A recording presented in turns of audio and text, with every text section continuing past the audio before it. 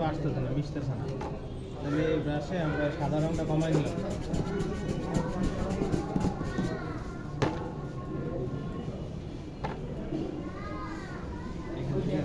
Blue colour ডলা দিয়ে দিব হালকা করে। আগে আমরা লাইটটা মেশানোর চেষ্টা করছি ডার্কের সাথে, এখন ডার্কটা লাইটের সাথে। এইভাবেই আপনার বিভিন্ন কালারের সাথে আপনার সম্পর্ক হবে। যে কোনো কালার দেখবেন যে কোনো জায়গায় আপনি আস্তে আস্তে মিশাতে পারবেন। তাই সেটা দেয়ালে হোক বা অন্য কোথাও হোক, দেয়ালেও একটা ব্যাকগ্রাউন্ড করে দেখতে পাবেন।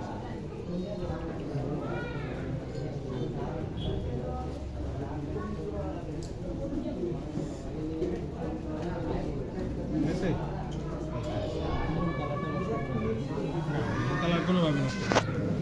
মূল কালার না থাকলে এই লাইটের সৌন্দর্য আসবে না। তো মূল কালার ডার্ক হয়, লাইটটা আর একটু লাইট হয়, একবারে সাদাতে তিনটা আসা পড়ে, ডার্ক মিডিয়াম লাইট তিনটাই আসা পড়ে, এই কারণে ভালো লাগে।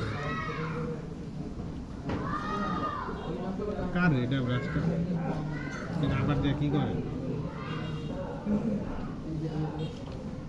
মানে আপনি একবার করে ফেলাইলে যে সাদা করতে হবে এমন কোনো কথা নেই, কারণ বারবার সাদা করলে এই জিনিসটা আস্তে আস্তে ভারী হয়ে যেতে থাকে, পরে আর কালার মিশানো যায়। কালারের উপরে আবার কি করা যায়, কালার মিশানো যায়। ঠিক আছে, হ্যাঁ হ্যাঁ ওইটা তো দেখাবো, ওইটা এরপরেই দেখাবো। এখন এটা আবার দেখাইলাম, ওটাতে যাদের হয় নাই না, আপনি বুঝছেন, এবার আপনি করেন।